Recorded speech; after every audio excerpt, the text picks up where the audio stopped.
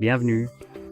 Devant moi se trouve un Motorola Moto G-Sync et aujourd'hui je vais vous montrer comment réinitialiser complètement cet appareil via le mode de récupération, ce qui vous permettra également de supprimer un verrouillage d'écran si vous en avez un que vous ne connaissez pas.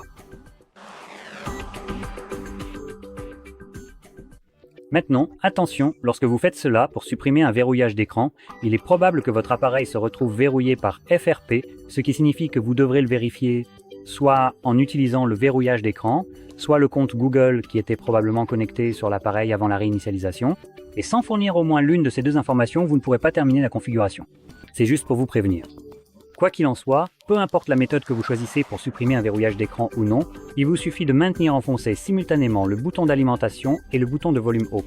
Vous pouvez faire cela depuis l'écran d'accueil ou l'écran de verrouillage, puis sélectionner éteindre. Une fois que l'appareil est éteint, vous devez maintenir enfoncé le bouton d'alimentation et le bouton de volume bas en même temps, et lorsque vous sentez la vibration, relâchez-les tous les deux. Voilà.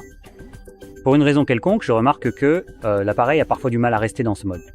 Donc quand vous maintenez ces deux boutons, il se passe un peu comme... Oh, d'accord, le démarrage est sélectionné par défaut. Bon, je vais juste redémarrer l'appareil.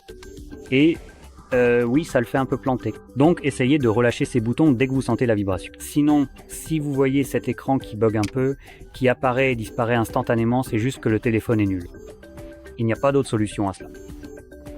Dans tous les cas, dans ce mode, en utilisant les boutons de volume, vous devez sélectionner le mode récupération puis le confirmer avec le bouton d'alimentation.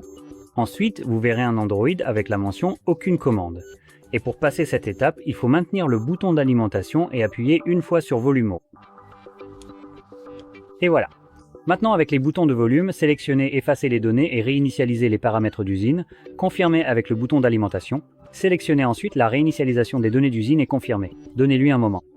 Comme vous pouvez le voir, il indiquera que l'effacement des données est terminé et que le redémarrage du système sera sélectionné par défaut. Nous allons appuyer sur le bouton d'alimentation. Le processus va se poursuivre en arrière-plan, ce qui prendra 2 minutes à l'appareil pour se terminer. Une fois que ce sera terminé, nous serons accueillis par l'écran de configuration d'Android. Je reviendrai une fois que ce sera visible pour moi.